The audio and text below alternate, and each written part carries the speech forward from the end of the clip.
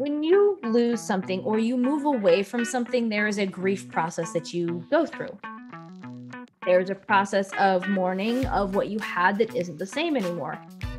Hello, you are listening to the Late Bloomer Living podcast, where we are reimagining and redefining what it means to be in midlife, where we are gathering energy, momentum, and excitement for our next chapter via candid conversations with other midlifers about their own pivots, pitfalls, and triumphs. I'm Yvonne Marchese, your host, and I'm so happy you're here. Talk a lot about getting outside your comfort zone in order to have a breakthrough. I mean, think about it. If you look back on your life at the times when you know it was a growth period, it was most likely also a time of discomfort, maybe even extreme discomfort. We like to look at success stories, and we might even tell our own success stories without acknowledging the pain that led us to that growth. But if you really look at it, your biggest growth periods probably went hand in hand with discomfort and pain of some sort. Today, I'm talking to Amy Feierman, who was 38 when she realized she wasn't happy anymore in her very successful business as an Amazon seller and coach. Prior to that, she had loved her business, but it was starting to feel more like a job job than the entrepreneurial endeavor that she had started out with. She was excited when she started, and now it was all feeling like drudgery, all the tasks that needed to get done. She realized she needed a change, and it was going to require her to get out of her comfort zone to explore her next move. And then, you know how when you know that you need to walk away from something and there's that feeling of having failed? Well, she had to do some particular thought judo in order to feel better about walking away from the move, which she very successfully did and has now found a new endeavor that is a real match for her genius. I can't wait for you to meet her. So without further ado, here's Amy Feierman. Let's go. Amy, thank you so much for being with me today. I'm excited to be here. I'm excited to share my story. Me too, man. So, man, we've known each other for a while, but I feel like in the past 4 months we've gotten to know each other a lot better. It's been That cool. Is true. Yes, it's been cool. So I always like to say where I met people, as you know, and I got to go back to the good old What Works Network and Tara McMullen and give them the shout out for the Monday Huddle. And which has, I think I've mentioned this on the podcast before, but it's like this little 30-minute check-in with other business owners where you kind of can, it's a safe space. It's a safe space to talk to other business owners and exchange ideas and all that. And that has been a really great touchstone for me, especially during COVID. In fact, it came about during COVID, didn't it? It started because of COVID. And that's, I think, where because it was so small in the beginning, we all got to know each other. And that has just built on itself, which is one of the benefits of being in a community like that. Yeah, absolutely. Absolutely. So, and then, gosh, we've worked together as a photographer and client, and then you've started your podcast since, and I was on your podcast, although that hasn't come out yet, but it's just been like this nice little blossoming of a relationship. And I'm just excited to have you here to talk about your journey. And I'm like, man, Amy is more than 10 years younger than me and has it together. I want to be you when I grow up, Amy. I appreciate when people say I have it together, because I don't always feel like I have it together. I'm just always so impressed with your knowledge and your know-how and your your grit. I mean, you're somebody who really digs into things and makes things happen. And I totally admire that about you. So I'm gonna back off and let you take over the reins for a little bit and talk about the journey that's brought you to where you are right now. I know you had a pivot that was, it's before I pass the reins to you, I'm just going to say that, I was clarifying the age at which your pivot started to happen. And like you said, it was around 38, right? Mid 30s for me. It's so funny. Like midlife, my definition of midlife, the more I do this and dig into this whole thing, it's just this big swath. I didn't realize that my midlife journey started in my mid 30s until looking back on it in my 50s. I'm like, oh yeah, it was all starting way back then. What's always been interesting to me about what midlife is I remember looking at my parents' friends when they turned 40 and thinking they were ancient. Right. And now I'm in my 40s going, life is great right now. I'm not old. This is amazing. Like I can do so much more now. And it's so funny to listen to my kids. They're like, I don't want to be an adult when I grow up. I don't want to have to do all the things that you have to do. And I'm like, oh, you have no idea how amazing it is to have the freedom that we have, especially as a business owner, to have the freedom and flexibility. My story started when I was 30, when I was 29. I got laid off when I was 6 months pregnant with my now 12-year-old. And that was the kick in the pants to, okay, no one is allowed to have this kind of control over my life. I want to be able to say what I get to do when. And so I went on a journey to figure out what the heck that was going to be, because I grew up with entrepreneurs as parents. My parents are both artists. My dad is a kinetic sculptor. My mom is a paper artist. So growing up in that space, it was the farthest thing from my mind as something I wanted to do. I'm like, I don't want to be an entrepreneur. I don't want to be an artist. Like, I don't want to do that because I'm going to be, stereotypical. I don't want to do what my parents do. Mm-hmm. And in that journey and being thrown into entrepreneurship like I was, it allowed me to spend some time trying to figure out what that became. And I did wedding invitation design. I did extreme couponing. I did blogging. I tried all the things. And I landed on selling on eBay. Kind of out of randomness. When I was blogging, I met a blogger called Yard Sale Mommy who was buying things at yard sales and flipping them on eBay. I built a business around eBay, grew that for 4 years and loved every minute of it, except when my kids got old enough to realize that I sold toys on eBay. And I remember my 4-year-old son going, Mommy, can I rent your toys? And we were in a small house. So my inventory was living in bins in our space. And so it kind of had taken over. And so I was like, well, this was early on in the Amazon world of being a third-party merchant on Amazon and being able to send stuff into Amazon's warehouses that they would then take over all of the parts and pieces of managing the sale for you and the warehousing. And so I was like, well, I can try this and see what it looks like. I'm not selling used toys, but if I can find a way to make this happen, I made the pivot into selling on Amazon.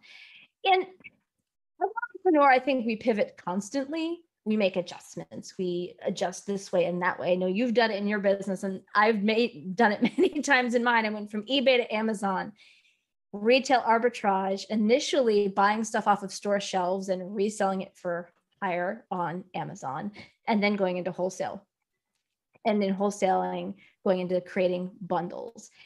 So building a business, building all of the levels that it took for me to get to a 6-figure business, and also in the process of building this business, starting another business to teach people how to sell on Amazon. I had all of my eggs in one basket. Wow. All in the Amazon basket. Which going back on, I'm like, maybe that wasn't the best choice.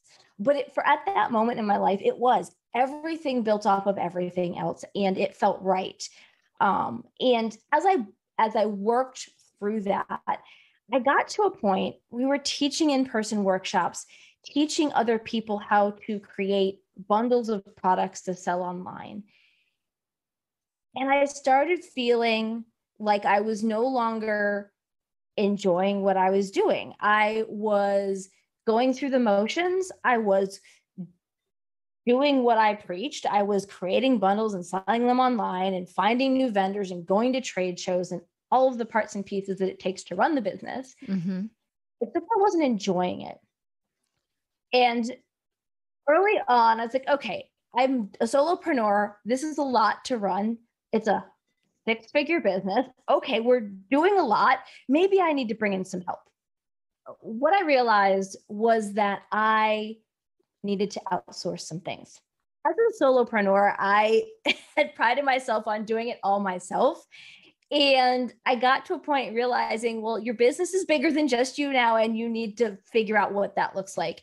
The first thing I did was outsource my prep, which is the processing of everything to send it into Amazon's warehouses to a fulfillment center that could do it for me. So all of my vendors now shipped there. I wasn't getting pallets delivered to my house. I wasn't dealing with the logistics of freight companies. Yeah, man, that would be a lot to dealing with all that stuff coming to your house. Oh my gosh. It was a lot. My neighbors always were entertained when 18-wheelers came and parked in front of my house. It was always a story conversation with them when that would happen. And I realized, well, that's off my plate. And yet I still felt it, I won't call it lost. Looking back on it, I see that I was kind of floating and lost, but even in that moment, I just felt overwhelmed. And overwhelmed, let's outsource some more. And so my best friend said, okay, write down a list of all the things that you don't like to do, and we'll work together to outsource it. She's also an Amazon seller, so she understands the space. So I wrote down a list of all of the things. And she looked back at me and she's like, Amy, do you realize that you wrote everything in your business you don't want to do? There's not one thing in your business that you're enjoying right now. And it's like having somebody hold up a mirror in front of you and be like, do you see this? Do you understand what this means? And I was like, oh, okay, maybe I went a little overboard. Maybe that's not exactly how I feel. And so I spent a year trying to outsource, trying to get other people to do the things I didn't want to do. And it felt like pulling teeth. And I realized that instead of building a business, I had worked myself back into a job. And that's not where I wanted to be. And I knew it's not where I wanted to be. And that light bulb moment of, okay, I don't want to do all these things, and this really isn't working, fed into a feeling of, but I'm a failure if I don't keep doing it. I am quitting. I am giving up on something I've spent 10 years building. And that didn't feel good. And not only that, on top of that, my Amazon education business, where we were teaching other people how to sell, my partner and I had always agreed that we were in the trenches. We were doing the work. So if I was no longer an Amazon seller, not only was I walking away from my Amazon business, I'd be walking away from the education business too. Wow. And so that whole piece, I was like, I'm walking away from everything, which makes sense. It's all Amazon based, and I didn't want to do the Amazon thing anymore, but that was a lot of, and it took a conversation at a Flash Mastermind at a conference in Southern California at the end of 2019. I told them how I was feeling and what was going on. And the woman next to me looks at me and she goes, you need to set a retirement date. And it was the change of language for me to switch from I'm giving up to I'm retiring. Retiring is moving on to a different phase. It's allowing me to let go of without feeling like I hadn't accomplished something over 10 years. I just want to call something out. Isn't that amazing how important language is? Yeah. How important is it how we frame things, how we talk to ourselves? I mean, it went from, this means I've failed to, I'm phasing out of that because I've accomplished what I want to accomplish and now I'm retiring, right? It was like a weight lifted off my shoulders with just the pivot in the use of the language. And it is so true that the way we internally speak to ourselves impacts what we're able to accomplish.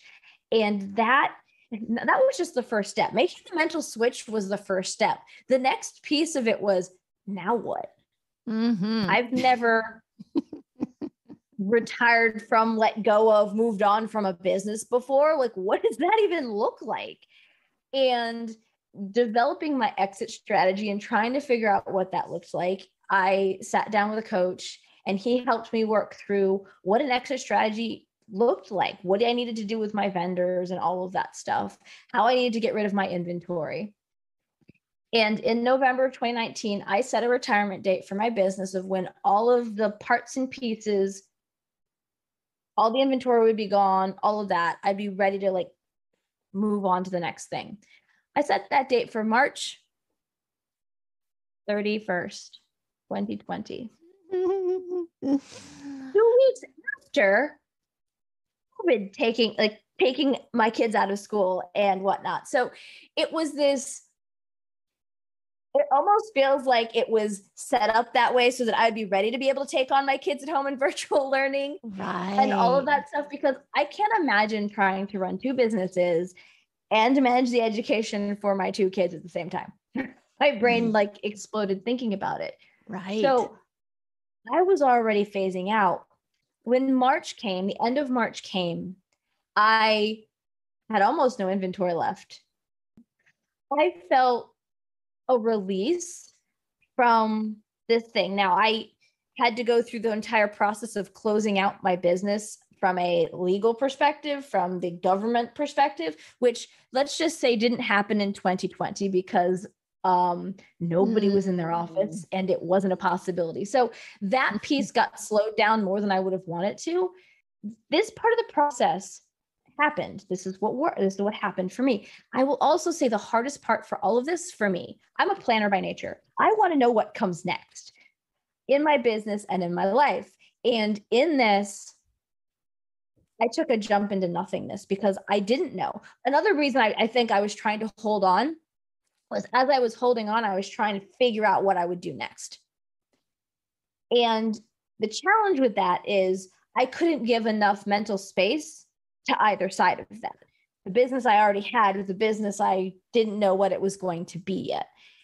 And by letting go of one, I could step in, and I spent 6 months trying to figure out what came next. But that step, that leap of faith into the unknown, I didn't have a clue. And I knew financially I was in a good place. I had been stockpiling to make changes and moves in my business. And so I had stuff I could make move forward in this new way, but I was like, I don't know what this looks like. And I'm terrified. It really was. I bet. Oh, really scared because I like to be productive. I like to do things. I like to be in the world talking to people. That in of itself was a change in 2020 that was really hard for me. But this whole process, I went from being in a community of people, all Amazon focused, where having conversations about what we did was the norm, which was what we always did. And so I had a community to go to when things weren't working in my business, whether it was my own Facebook community for my education business or the greater Amazon community. I had people to talk to about what I did. And when I left the Amazon community, the bulk of that disappeared. And so this whole move in my midlife at 40, I was like, well, I might as well just change everything, because that's what it felt like. I was dropping all the Amazon and doing a complete pivot into something that I had no clue what it was going to be. And I had to embrace the unknown. And I don't do that well. I had to. I didn't have a choice at that point. Yeah, I don't think anybody does that well, to be honest with you. But yeah, man, oh man, it's a big step. It's a big step. I've done the embracing the unknown a few times, and it is uncomfortable. It does not feel good. No, it doesn't feel good. And I look back on it now, and I mean, hindsight is always 2020. And let's think of what 2020 the year was. And it Mm. was a year of people not being able to be together and all of the parts and pieces. And I sold party supplies on Amazon. Mm. So let's think of like how, even if I had still had my business, Wow. it would have crashed and burned anyway. How fortunate. I mean, just wow, just incredible that you made the decision beforehand. And I mean, you must feel like, whew. I do. I actually, what's interesting about that is I was the one who got to make the decision. The universe didn't make the decision for me. Mm-hmm. And because of that, I could retire from and move on to something else feeling good about it. Mm-hmm. I think if my business after 10 years had crashed and burned like that, I would have really struggled with dealing with that piece and trusting myself to move on to something else. Well, if I did Right. this and it crashed after 10 years, how can I do something new? And I There's an think that because empowerment that comes from making a choice as opposed to having a choice thrust upon you. As you know, you've been laid off. I have too.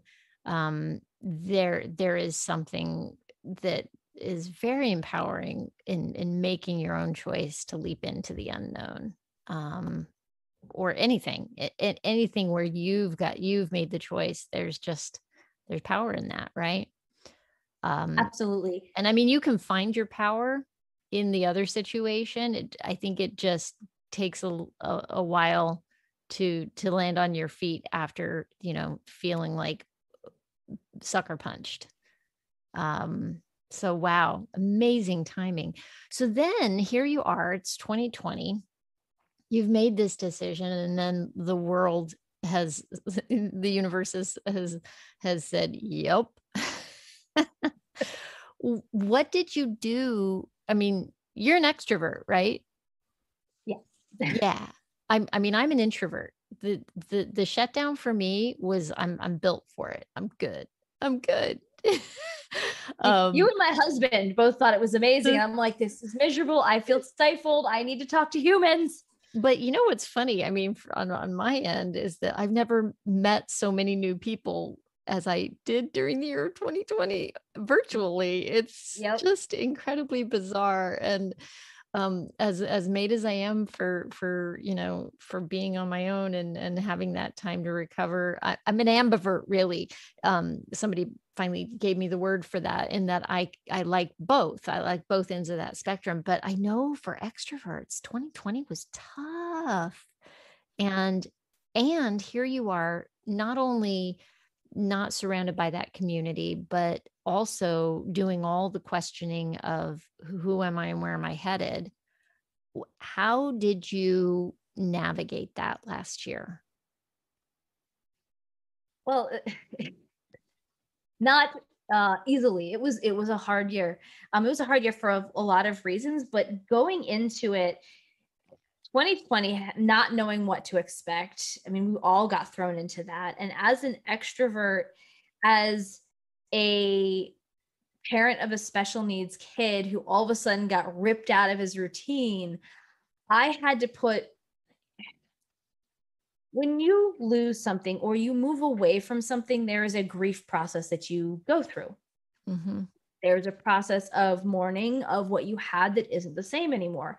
And not only was I mourning walking away from two businesses or retiring from them, retiring from two businesses and then taking on something that nobody has ever had to do as far as a collective. It Mhm. was just an intense situation.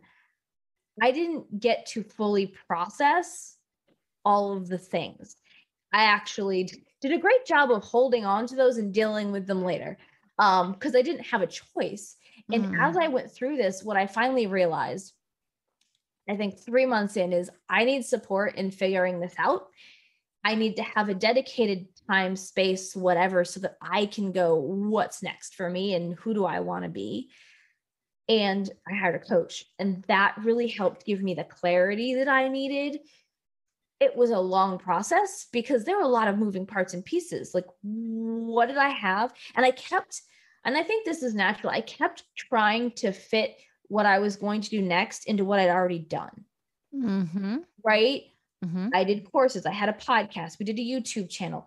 It was all comfortable. I'd done it before, so I knew how to do it again. And I felt stepping into a service-based business, which is where I was heading from the very beginning, felt very daunting because it wasn't something I'd done before. I had a membership site. I had courses. I've dealt with customer service. I've dealt with what it is to be in that space, but not in a very different role. And so I was like, well, how do I navigate that? And bringing in a coach and walking bit by bit, it felt like it took forever to find. It took 6 months of going through and trying.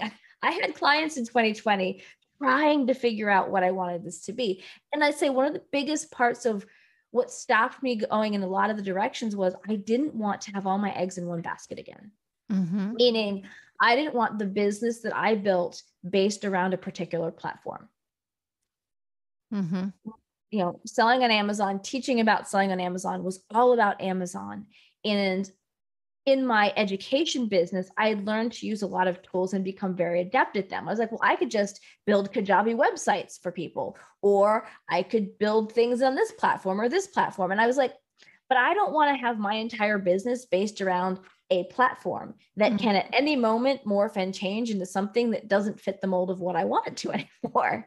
Right. And it goes back to that whole idea of, this was a revelation to me in the last few years as I started looking at, as I pivoted my business from primarily like family photography and headshots to doing the personal branding. I really started looking at, well, what is entrepreneurship? Because those were going to be my new clients. And I came across that idea of like you running your business through Facebook or social media as your if that's where your audience is, that you're living on borrowed time. You're on somebody else's platform. It's that whole idea of having your own email list and having your own and ownership of it. And then when I decided to do the podcast, I was like, well, where am I going to host the website? And there's all these turnkey solutions. And I was like, nope, I'm going to have to do this the hard way. I need to do it in WordPress. And that means I need to figure it out on my own because I didn't have the money to have somebody else design for me. So that was part of my process, but it was part of that whole idea of ownership of having your space, right? Is that where you're going? Yeah, it's absolutely wanting to be able to own my own piece of the internet. Mm-hmm. And it's not, I wanted it to be on, it's hard for me to look back on because I built what we built in my education business on social with a Facebook community, and all of that felt so comfortable. But I also understood this is not the place that it makes sense to build an audience. And if you go back to what Tara from the What Works Network talks about, do you even need to build an audience? And that has been a mental shift that I've been working on making because I spent 5 years building an audience.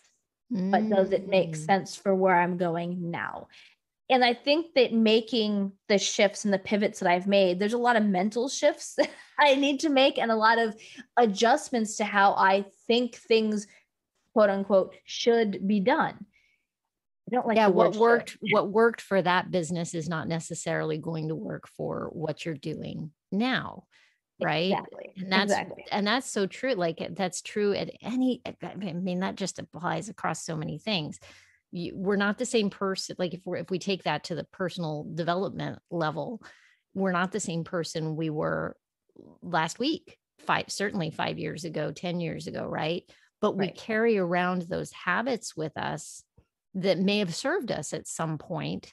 And now it's like having to constantly stay curious to figure out if what we are doing is still moving us in the direction we want to go. Like, is it still helpful? Right.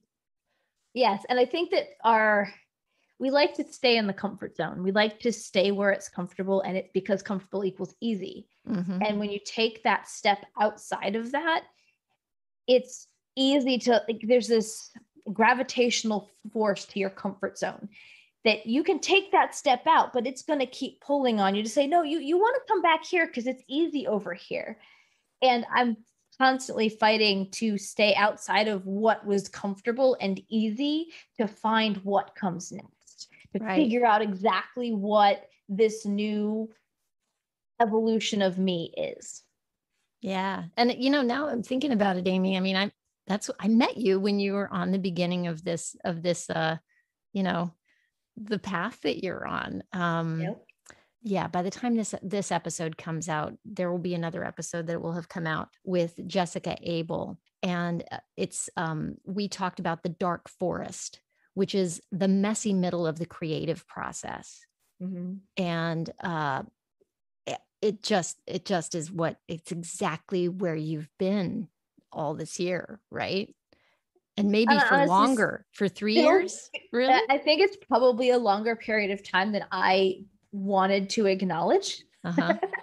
And it's this messy middle trying to figure things out. And one of the things that I wish I had done earlier was bring somebody in to talk through it with me, right? I felt the need to figure this out on my own because that's the way my brain goes. So interesting that you're saying that, Amy, because as you were talking about, your process and what you went through, and you talked about working with a coach, and prior to that, you had talked about talking to your best friend about the business and going through that with her. I was sending you mental kudos for your ability and willingness to open up to other people for help, to get the coaches you need at the right time.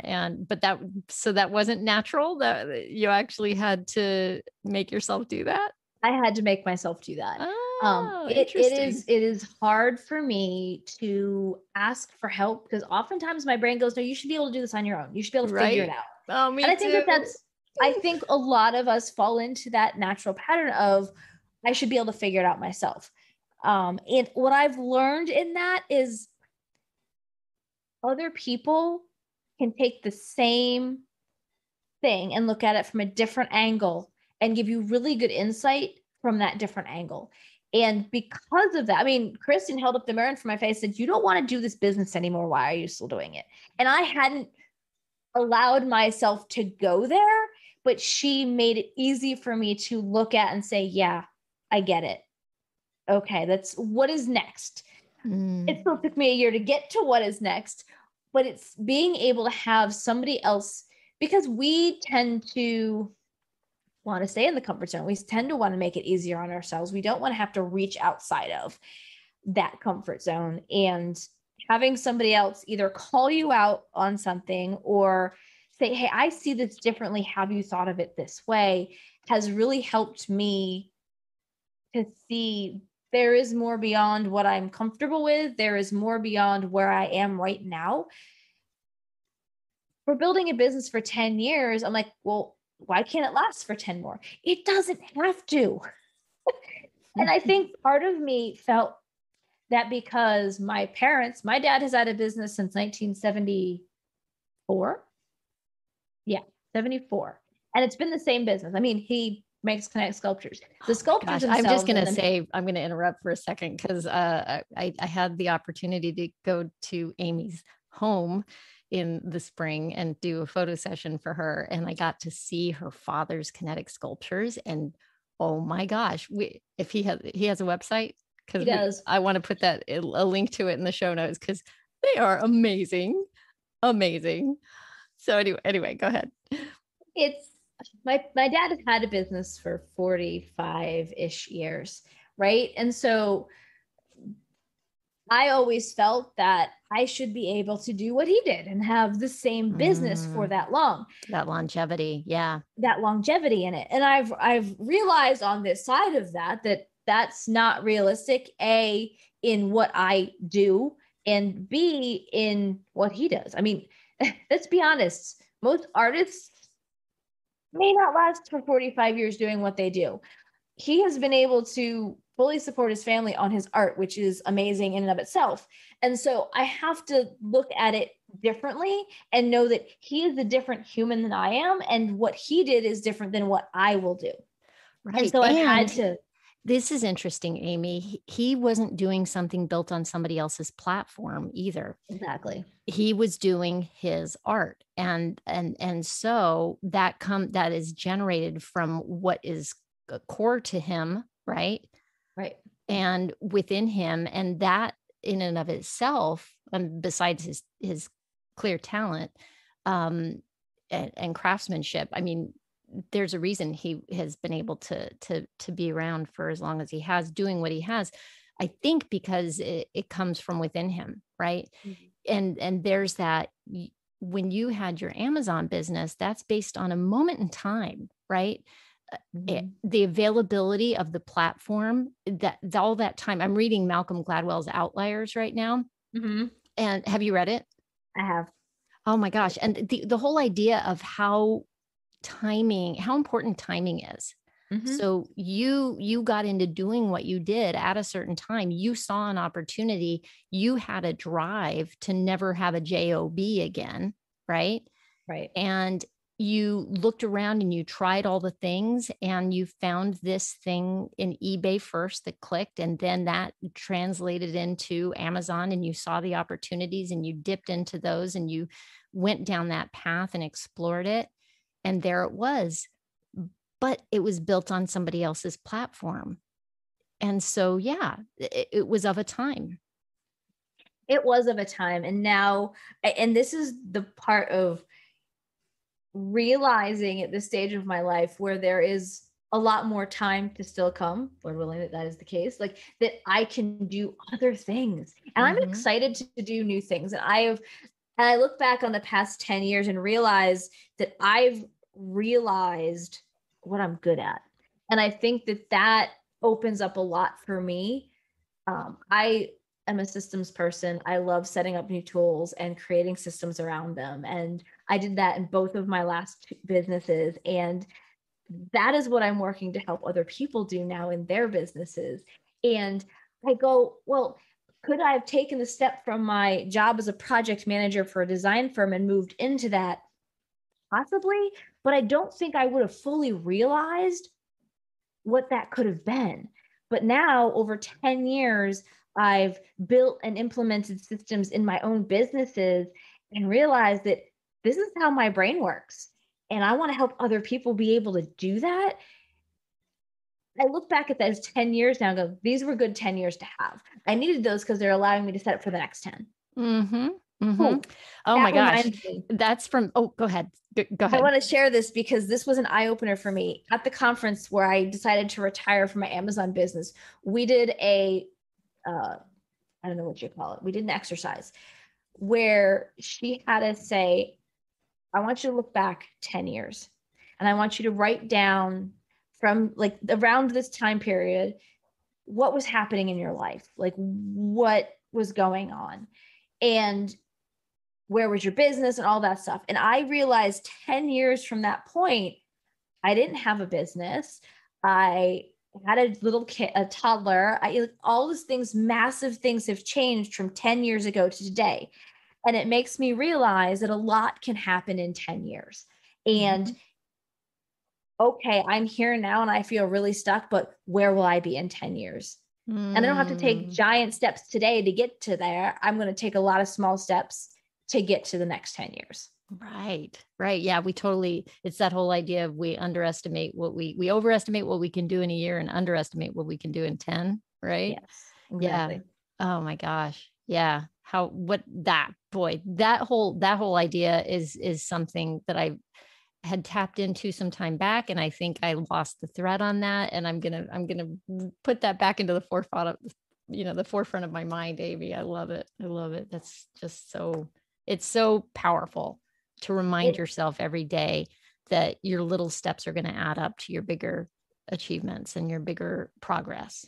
Especially when you're feeling stuck and don't feel like you have a direction. I always want to be at the top of Mount Everest yesterday. And I have to remind myself that this is not quick process. If you compare building a business to climbing Mount Everest, there's a lot of prep even before you get to base camp at the bottom of the mountain. And so I look at it from, okay, each one of these steps, what is moving me in that direction? What can help me take the next step? And not only that, what's preventing me from taking the next step? What's keeping me stuck? Whether it be a mindset, or is it a physical thing or situation or person that I need to work around or work through or whatever to help me take the next step? Being able to have a coach talk me through that has really helped, because I would get stuck in my head. I like to talk out loud. My husband makes fun of me for this. I'll stand at my whiteboard and I'll talk out loud. And yet there was still a missing piece because my whiteboard doesn't talk back and doesn't give me feedback. And sometimes you need feedback in order to pivot and move.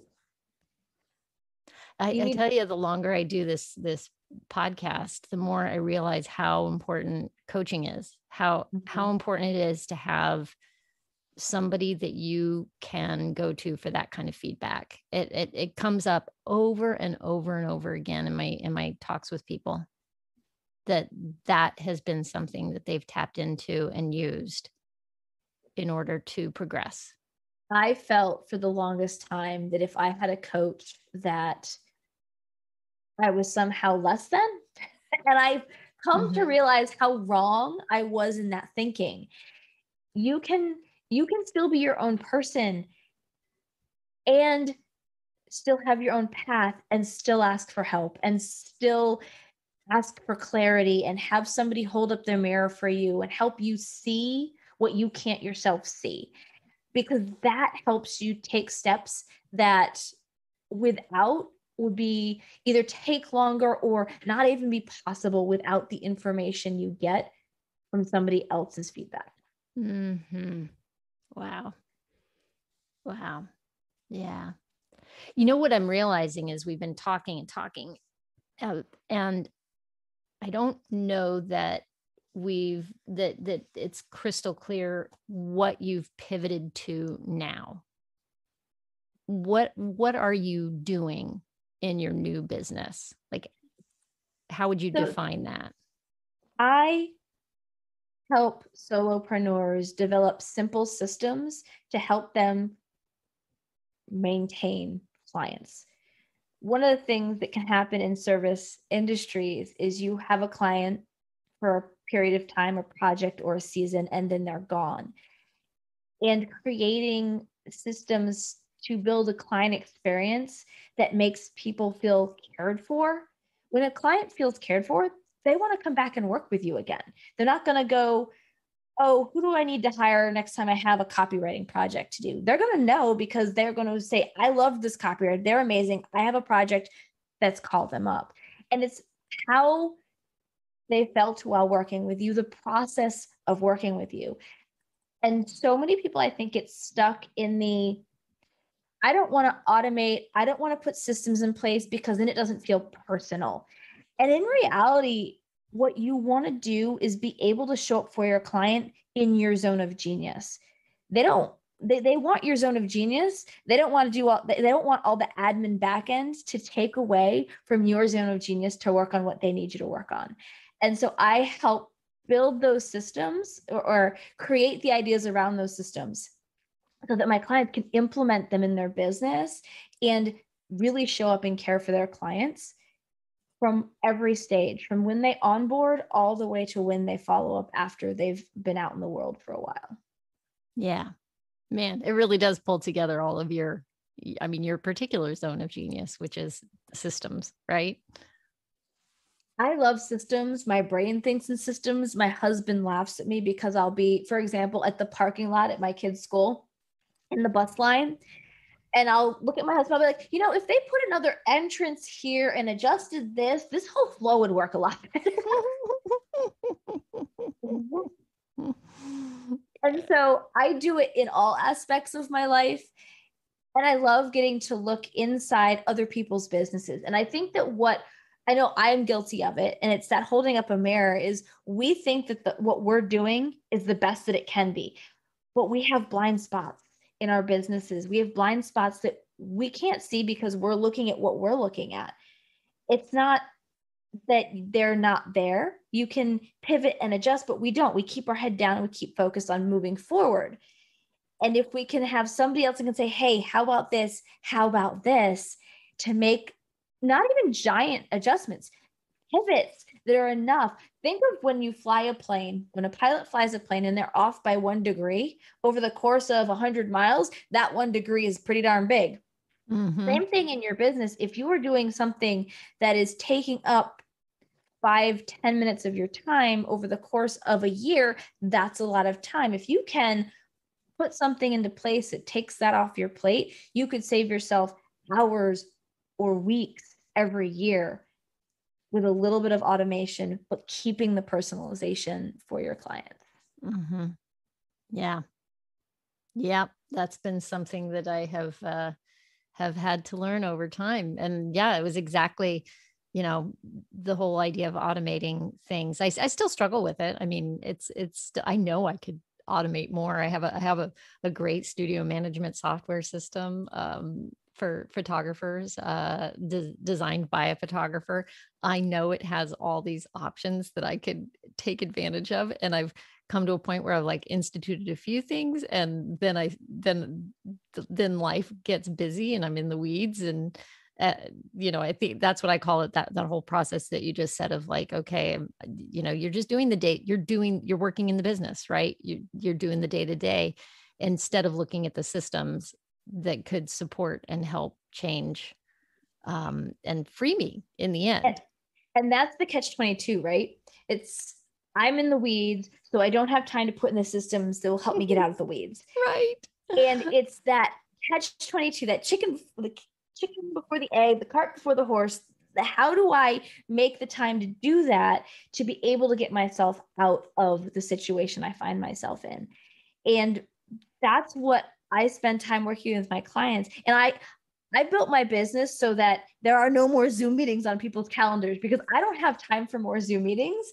I built everything so that we are going back and forth via video or audio chat because can be done at 5:00 in the morning if that's your time. Or if you're in the UK, you can do it at time that works for you. And then I listen to it when it works for me. So it's not having to add more things to your already, I'm overwhelmed, busy schedule. One of the things that I see solopreneurs, one of the missteps is hiring because they think it's going to take stuff off their plate.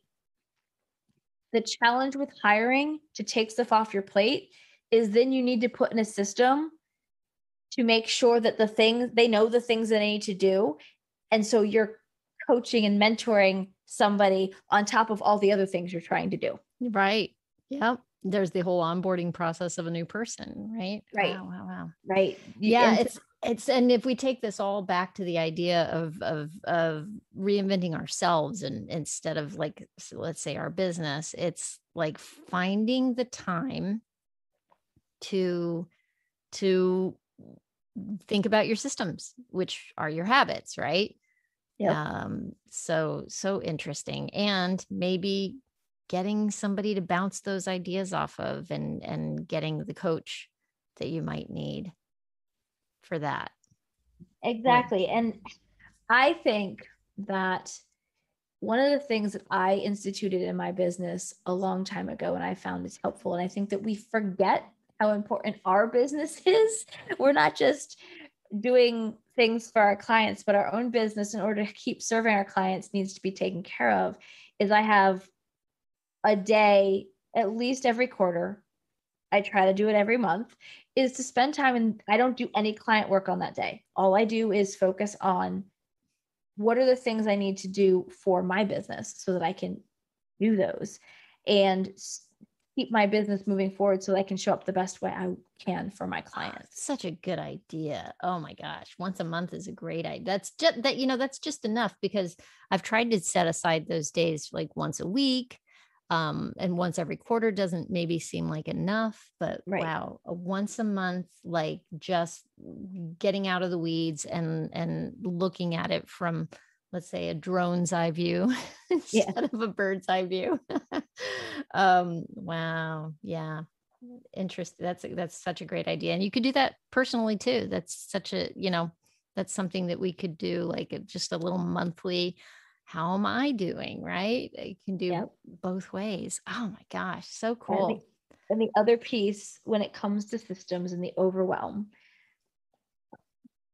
is being able to, well, I don't have time to sit down and write out this entire process. I don't have time to create new systems. Is next time you do something, the next time you onboard a new client, as you're doing it, write every step that you do. Mm-hmm. Because that one little piece all of a sudden comes and you have all your systems written out. Once you have your systems written out, you can start to potentially see where the gaps are. And if you can't see the gaps, then you can start to figure out, well, what could work better? How can I add automation?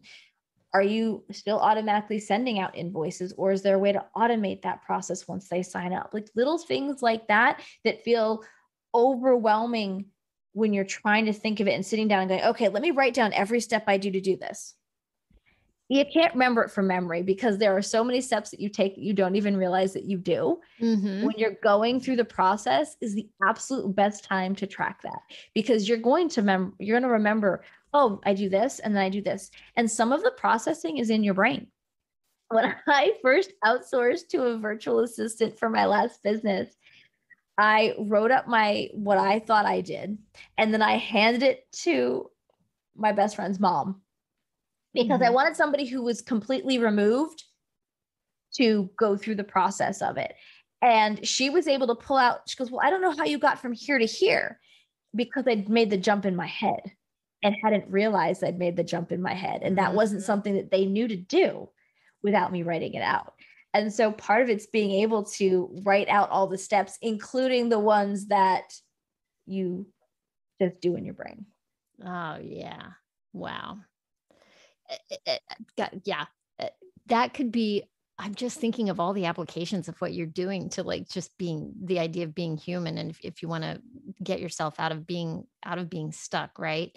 Like Mm-hmm. you could take that whole idea and apply it to like there's things that you do that we all do as humans where we have I love, I like the term, it's a little overused these days, but superpowers. Mm-hmm. And those are the things that we don't even think about. And you could be overlooking your superpower because it comes so easily to you, thinking it doesn't, but it's something that's not going to come easy to somebody else. And if you break down your process of how you do that, that's something that you could take and you know offer to other people. It's interesting that you say it that way, because it was one of the things that took me a while to realize that the way my brain works and my superpower with understanding and easily working in systems is not the way everybody's brain works. Right. And Absolutely because it not. comes because it comes so easily and naturally to me, and I think that's for anybody, right? With our own superpowers, well, it comes easy to me, it must come easy to everybody. And that's not the case.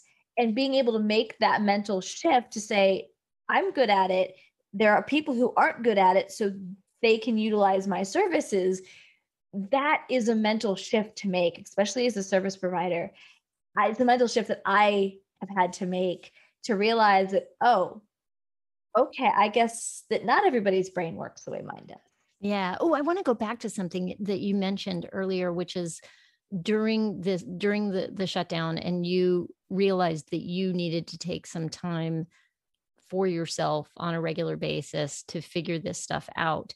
What did you do? What was the system you put in place for that? To making sure that I had time for myself, Yeah. I had to make adjustments. One of the things that we adjusted, I was parent duty 5 days a week. And one of the things that I got to a point, I don't know, 2 or 3 months in, where I looked at my husband like, I need space.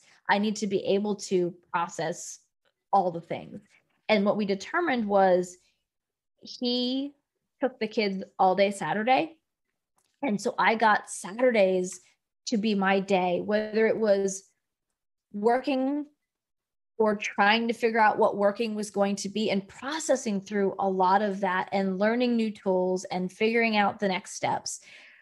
But I learned relatively early on that trying to do that and manage my kids at the same time, you can do 15 minutes here and there, but I couldn't get a full wrap on everything. And so being able to give myself that day once a week was amazing. And that went all the way through virtual learning, which went all the way until April of this year. So I was able to get more space for me. And even into 2021, I've continued to push that even more. Now my kids are in camp, which gives me a lot more freedom and flexibility to work on doing things like recording podcasts. I love the people who took the initiative and launched a podcast in 2020. And I was like, I would love to do that, except you'd hear yelling and screaming children in the background of it. There's no way that that's going to work. And so I had to adjust and know what my limits were in the space of 2020. But being able to give myself a space to not only have a conversation with my coach, but also process what I'd gone through with my coach. Because I think that has been one of the challenges for me was get off the call with the coach and go right back into life with not processing it. And that gave me the ability to have the conversation and process it too. Yeah. Wow. Amazing. And it's funny, like, the challenges are going to be different for everybody on what their time challenges are, what their obstacles are. You've got the young kids. I was there. I remember that. I never figured out how to work through that, I don't think. So kudos to you for figuring out that one day, if you weren't married, that would be a difficult thing, because as a single parent, that could be a challenge, but there's always a way, right? There's some woman, I wish I could remember who it was. I was listening to, I think it was Pat Flynn's podcast. And he was interviewing one of his students who has a podcast that's blown up and gone really well. She records in her car. That's where she records her podcast, so that she gotta do what you gotta do. You gotta do what you gotta do. And no matter what, it's that whole thing of, well, we're all going to have stumbling blocks and things in our way, and we just have to figure out how to get around them, I guess. Yep. We all have to make the adjustments and the pivots. And that is one of the blessings for me as a solopreneur. It's also one of the challenges. But it is, I enjoy the freedom and flexibility that this this phase of life has given me. And what I've learned from watching those of you who are years ahead of me is that there's more on the other side of it too, right? There's more to come in the freedom space. Absolutely. Absolutely. We have, I mean, it's not our parents' world or our grandparents' world, right? This is a whole new frontier in I think what it means to age. Like, here we are, you and I are 10 years apart, more than 10 years apart. But if I stay healthy, I could have 30 years ahead of me that are productive years, 30 years. And if I look back at what I did between by the time I was 30 and just in the 10 years, just in my 20s, if I look at what I was able to do in that time, it's like, wow, we're not done. Like, let's think long-term. Like, what do you want for your life from now going forward? Exactly. Amazing. Well, what are you excited about coming up, Amy? What's exciting for you right now? I'm really excited for my kids to go back to school full time. I'm excited for that because it's been a really long time. I mean, they were in full time at the end of the year, but that was like a blip before school was over. Right. I'm looking forward to getting back into a routine. And I think that one of the things that I've realized going through 2020 and the first half of 2021 is I really do well when I have a consistent routine, when I know what comes on different days. Yes, things come up and things happen and sick kids and doctor's appointments and all of that. But if I can have a routine, I am more productive in my business and I can move forward. So having a routine, that's like having a system. It's a habit in your business, makes my life easier. And I'm looking forward to that so much. Oh, I'm wishing it for you. Oh my goodness. And where can people find you, Amy? If you head over to amyfeierman.com, And that's where you Amy can is, find me. that's Amy is regular spelling, and then it's F like Frank, EIERMAN.com. And I will make sure, of course, to put all that in the show notes. And we talked about a bunch of other things that are going to end up in the show notes for this episode as well. So I'm excited about that. Amy, thank you so much for this conversation. It was tremendous. Thank you so much for the opportunity to share my story. I appreciate it. Oh my gosh, absolutely. Absolutely.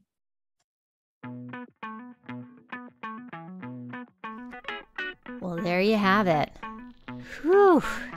Embracing the unknown, getting out of your comfort zone. It's a lot, isn't it? Oh my goodness.